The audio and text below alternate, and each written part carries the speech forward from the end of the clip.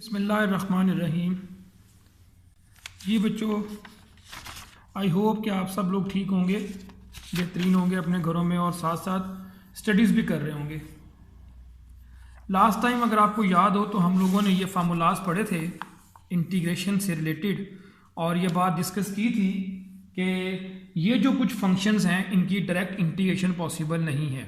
Tangent square की direct integration possible नहीं है, सीकेंट स्क्वायर एक्स माइनस 1 से रिप्लेस करेंगे। कोटेंजेंट स्क्वायर की डायरेक्ट इंटीग्रेशन पॉसिबल नहीं है, कोसीकेंट स्क्वायर एक्स माइनस 1 से रिप्लेस करेंगे।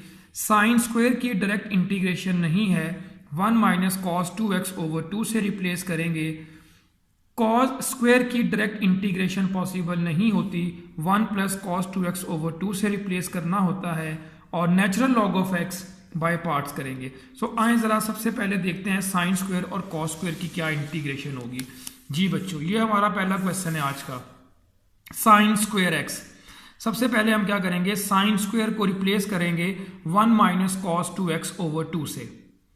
सो साइन स्क्वायर को हम लिख सकते हैं 1 माइनस कॉस 2x ओवर 2। ये जो डिनोमिनेटर में 2 है आप इसको शुरू में शिफ्ट कर सकते हैं 1 over 2। So we have only 1 minus cos 2x in brackets.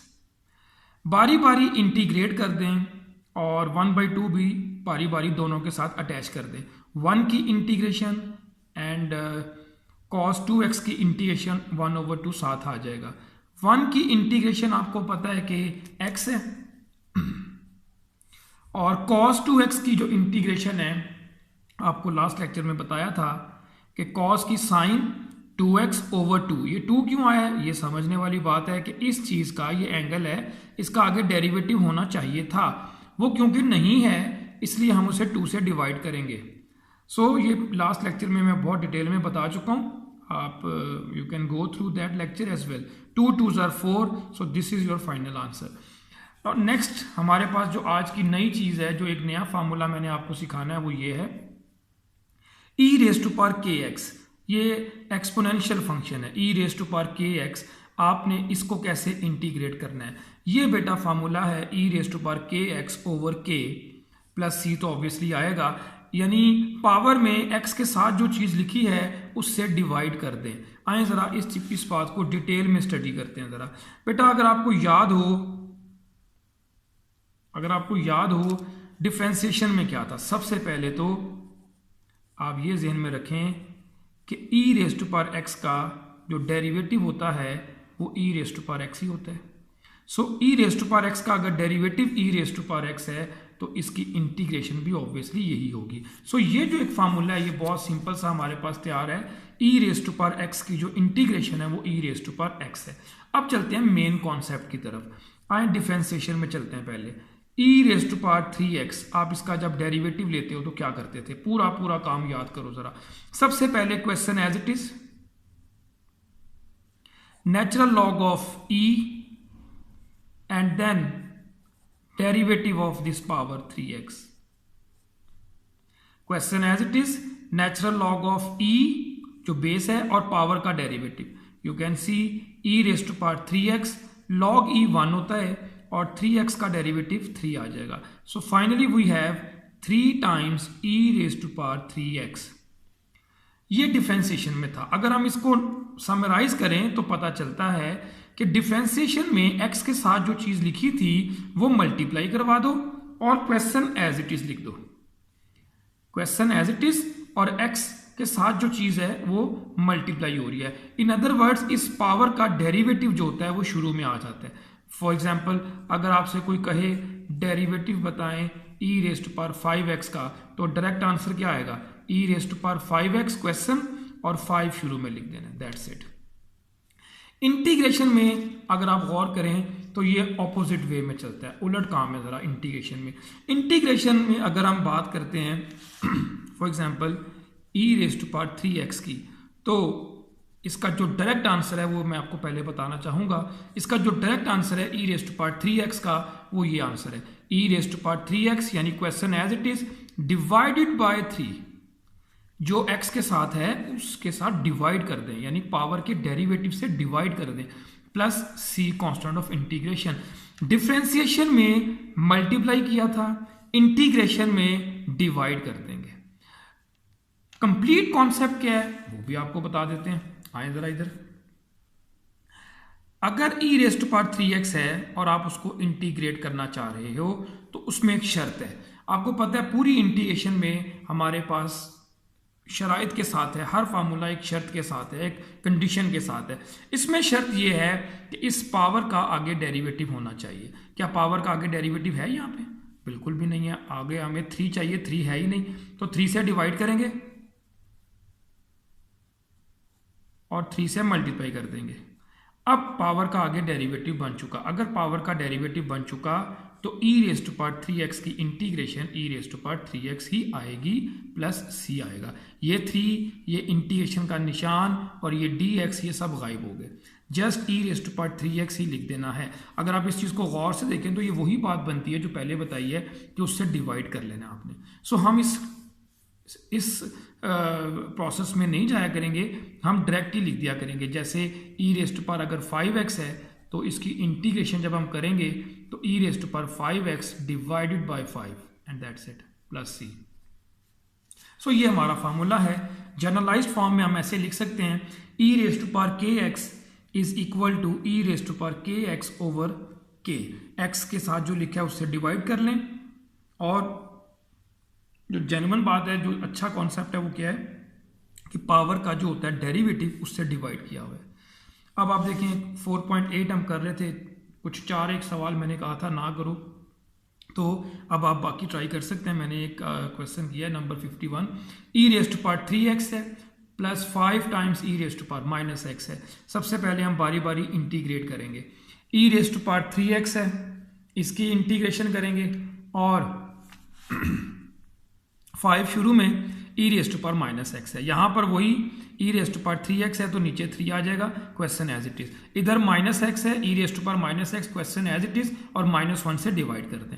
ये माइनस इससे मिलेगा तो माइनस हो जाएगा। So this is your answer. और इसके क्वेश्चन आप ट्राई कर सकते हैं, बट ये बहुत आसान है। नेक्स्ट जो हमारा टॉपिक है बहुत इंटरेस्टिंग है और इससे कन्फर्म्ड है कि क्वेश्चन आएगा, and that topic is integration by parts. Integration by parts ये हम कब यूज करते हैं? ये उस वक्त यूज करेंगे जब 2 या 2 से ज्यादा फंक्शंस हमें गिवन हो और वो आपस में मल्टीप्लाई हो रहे हैं। It is just like product rule. जैसे प्रोडक्ट रूल होता है डिफरेंशिएशन में, इंटीग्रेशन में बाय पार्ट्स हमने करना होता है, इंटीग्रेशन बाय पार्ट्स। सो आए देखते हैं क्या है। Let's say we have been given 2 functions. हमारे पास 2 फंक्शंस हैं, एक fx है और एक फंक्शन हमारे पास लेट्स से gx है। ये मैंने कलर्स चेंज किए हैं, fx gx। ये फार्मूला किसके इक्वल है? fx as it is integration of gx minus integration bracket integration of gx bracket close derivative of fx into dx। ये तो मैंने एक दफा बताया, 3-4 दफा बताना है, इसको दोबारा जरा सुने कि क्या है। देखिए एक बात तो कंफर्म्ड है कि जब भी इंटीग्रेशन का साइन आएगा साथ dx आना ही आना है, यानी रूल है, लिखने का मेथड है। तो अगर हम इसका पोस्टमार्टम करें तो ये जो dx है ये किसकी वजह से है? ये इस इंटीग्रेशन के निशान की वजह से है। और अगर आप फर्दर गौर करें तो ये 2 चीजें अलग-अलग से हैं। ये ब्रैकेट लगाई हुई है और ये मल्टीप्लिकेशन है, fx का डेरिवेटिव है। अगर आप गौर करें तो यहां पर हम ये कहना चाह रहे हैं कि इसका डेरिवेटिव लें और इसको करें इंटीग्रेट और दोनों के आंसर्स को करवा दें मल्टीप्लाई। जो आंसर आएगा उसको फिर से इंटीग्रेट करना है। ये है कंप्लीट। लेकिन फर्स्ट फंक्शन किसी को हम रख लेते हैं, लेट्स से यहाँ पे fx को हमने फर्स्ट फंक्शन रख लिया और gx को हमने सेकंड फंक्शन कह दिया। डिफरेंशिएशन में आप जिसको मर्जी फर्स्ट करें, जिसको मर्जी सेकंड करें, कोई फर्क नहीं पड़ता, लेकिन इंटीग्रेशन में ऐसा नहीं है। इंटीग्रेशन में you have to be very careful. ये आगे जाके बात अभी हम शेयर करते हैं, आप डिस्कस करते हैं। First function as it is का मतलब कुछ भी नहीं करना आपने, जस्ट वैसे ही लिख देना है। इंटीग्रेशन ऑफ सेकंड फंक्शन, ये जो इंटीग्रेशन ऑफ सेकंड फंक्शन है ये इस पूरी चीज को कवर कर रहा है, यानी निशान भी आ गया, dx भी आ गया, माइनस आएगा हमेशा याद रखना है। इंटीग्रेशन फिर लगाएं, ब्रैकेट्स लगाएं, integration of second function again, ये वही चीज है जो बाहर लिखी हुई है, multiplied by derivative of the first function into dx। ये dx किसकी वजह से है? इस इंटीग्रेशन की वजह से है। So first function as it is integration of second function minus integration bracket integration of second function bracket close derivative of the first function multiplied by dx, यानी इसका डेरिवेटिव लेंगे, इसको इंटीग्रेट करेंगे, जो आंसर आएगा उसको फर्दर सिंप्लीफाई करके फिर इंटीग्रेट करेंगे, देन हमारा फाइनल आंसर आएगा। ये है इंटीग्रेशन बाय पार्ट्स का तरीका। हम लोगों ने इसमें कुछ ध्यान रखना है फर्स्ट और सेकंड फंक्शन का। इसमें यह नहीं है कि जिसको मर्जी फर्स्ट रख लें जिसको मर्जी सेकंड। ये एक फार्मूला है चॉइस फॉर फर्स्ट फंक्शन, ये कुछ बुक्स में आपको नजर आ जाएगा। I let, I stands for inverse, L capital L stands for logarithmic functions, A stands for algebraic function x, x square, x cube. T stands for trigonometric functions. E stands for exponential functions. E stands for exponential functions. So ये एक formula है। जैसे अगर आप देखें हमारे पास trigonometric और algebra exponential function है, तो हम क्या करेंगे, ट्रिग्नोमेट्रिक वाले को फर्स्ट फंक्शन रख लेंगे, अलजेब्राइक को हम सेकंड फंक्शन रखेंगे। इससे क्या होगा, क्वेश्चन जरा जल्दी हो जाएगा। हम चेंज भी कर सकते हैं बट समटाइम्स पॉसिबल नहीं होता। इनवर्स, लॉगरिथमिक, अलजेब्राइक, ट्रिग्नोमेट्रिक और एक्सपोनेंशियल ई वाले। फिर इसको मैंने और समराइज किया हुआ है, ये जरा चेक कीजिएगा। ये पहला पॉइंट बहुत काम का है, never take one, never take one, यानी वन मीन्स एनी कांस्टेंट, 2, 3 भी हो सकते हैं। Never take any constant term as a first function, कभी भी कांस्टेंट टर्म को फर्स्ट फंक्शन नहीं लेंगे। क्यों नहीं लेंगे फर्स्ट फंक्शन, क्योंकि फर्स्ट फंक्शन का हमने एंड पे डेरिवेटिव लेना होता है। तो फर्स्ट फंक्शन का एंड पे डेरिवेटिव लेना होता है। अगर ये फर्स्ट फंक्शन ही 1 हुआ, इसका डेरिवेटिव 0 हो जाएगा और ये सारा फैक्टर ये वाला 0 हो जाएगा। So never take one as a first function. Take natural log of X as first function, अगर नेचुरल लॉग ऑफ एक्स है तो उसको फर्स्ट फंक्शन रखेंगे।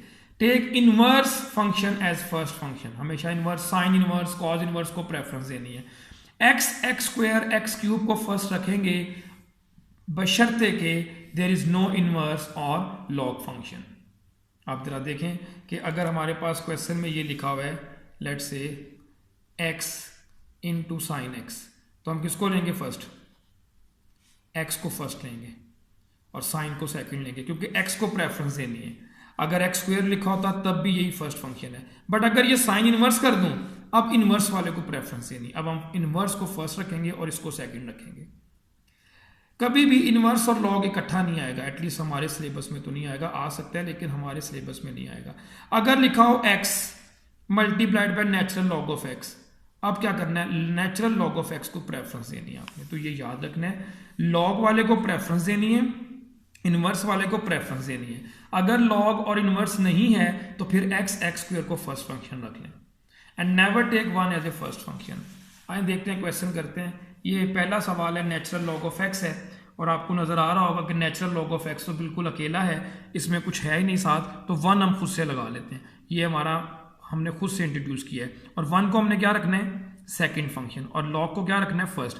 ये मत सोचिएगा कि जो चीज़ पहले लिखी है वो हमारा पहला फंक्शन है, ऐसा हरगिज नहीं है। First function as it is integration of second, यानी 1 की integration minus integration bracket integration of second bracket close derivative of first function.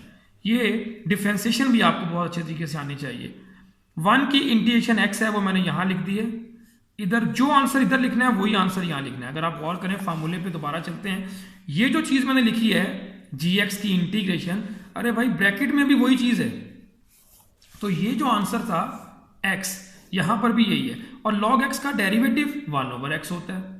x log x as it is, x को x के साथ मल्टीप्लाई नहीं करवा देना, x x से cut गया 1 आ जाएगा और 1 की इंटीग्रेशन करेंगे x आएगा। ये आपने एज ए रिजल्ट भी याद रखना है कि log x की integration x into log x minus x होती है। नेक्स्ट क्वेश्चन एक और देखते हैं, x into natural log of x, ये दो चीजें आपको नजर आ रही होंगी। x को हम लेंगे सेकेंड और log x को लेंगे first, first second second first. x की integration x square over 2, x की इंटीग्रेशन x स्क्वायर ओवर 2 और log x का derivative 1/x। x square over 2 log x आप तरतीब से जरा लिख दें, x एक कट गया इससे और 2 शुरू में आ जाएगा। इस x को आप शुरू में नहीं लिख सकते, अभी ये इंटीग्रेशन बाकी है इसकी, इंटीग्रेशन करेंगे फिर इसकी जान छूटेगी। तो x की इंटीग्रेशन जब हम करेंगे तो आंसर आएगा x स्क्वायर ओवर 2 और 2 2 जार 4। Let's see another question, x e raise to power x e raise to power x। अब आप क्या करेंगे, x को फर्स्ट फंक्शन रखना है, ये अलजेब्राइक है। अगर आप गौर करें हमारे फार्मूले पे a पहले है e बाद में है, तो a अलजेब्राइक यानी इसको फर्स्ट, और e वाला एक्सपोनेंशियल है, इसको हम सेकंड रखेंगे बाद में। फर्स्ट x को रखना है, first second second first, first second second first. ex की इंटीग्रेशन ex होती है, अभी आज ही पढ़ा है हमने, ex की इंटीग्रेशन ex आएगी और x का जो डेरिवेटिव है वो 1 है। 1 का कोई मसला नहीं है, ex की दोबारा से करेंगे इंटीग्रेशन तो ex ही आंसर आ जाएगा। So this is also a result, ये भी आपने याद रखना है, x ex is equal to x ex minus ex, ये आपने याद रखना है।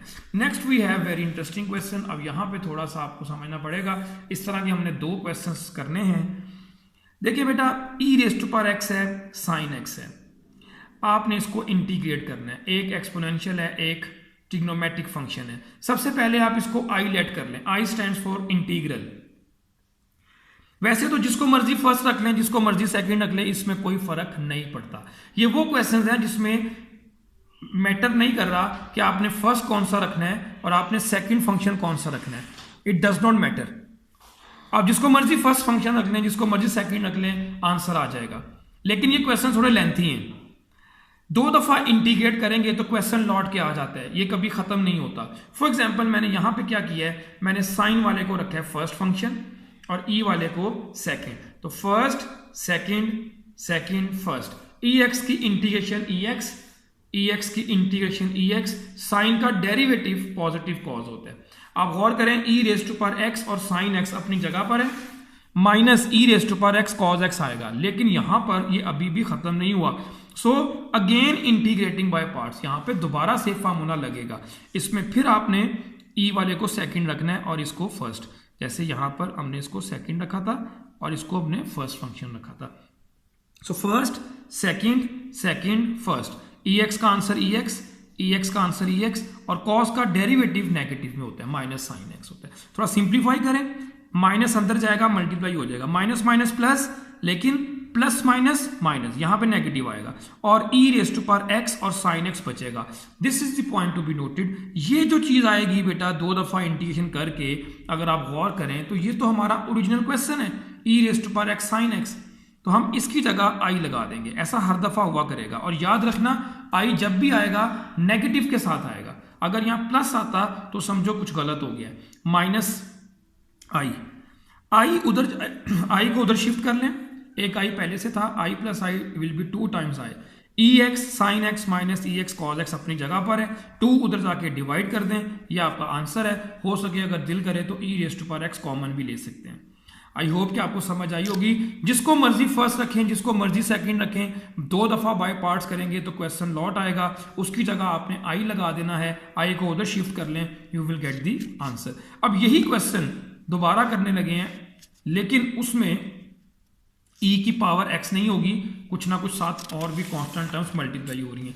ये देखिएगा जरा, ये हमारा एक और क्वेश्चन है, e raise to power 2x sine 3x, e raise to power 2x sine 3x, इसको आप i लेट कर लें, ये आपका फर्स्ट, ये आपका second, so first second second first.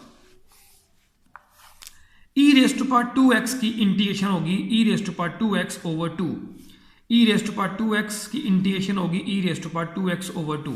Sign 3x का डेरिवेटिव क्या होगा, 3 cos 3x, 3 शुरू में आएगा, ये बहुत पुरानी बात है, ये शुरू में शिफ्ट कर लें आप, 3 ओवर 2 भी कांस्टेंट टर्म है।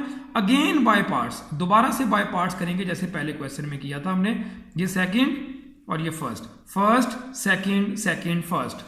अब हम इसको इंटीग्रेट करने वाले हैं, e raise to power 2x over 2, e raise to power 2x over 2, नीचे डिवाइड करते जाओ, और cos का डेरिवेटिव साइन आएगा नेगेटिव साइन, लेकिन 3 शुरू में आएगा, ये डिफरेंशिएशन में हमने पढ़ा था। अब आप इसको थोड़ा सिंप्लीफाई करें, -3 ओवर 2 को अंदर करवाएं मल्टीप्लाई, 2 2 जार 4, minus minus plus, plus minus minus, 3 3s are 9, 2 2s are 4, and we have left with e raised to power 2x sine 3x, and you can well see this is our original question.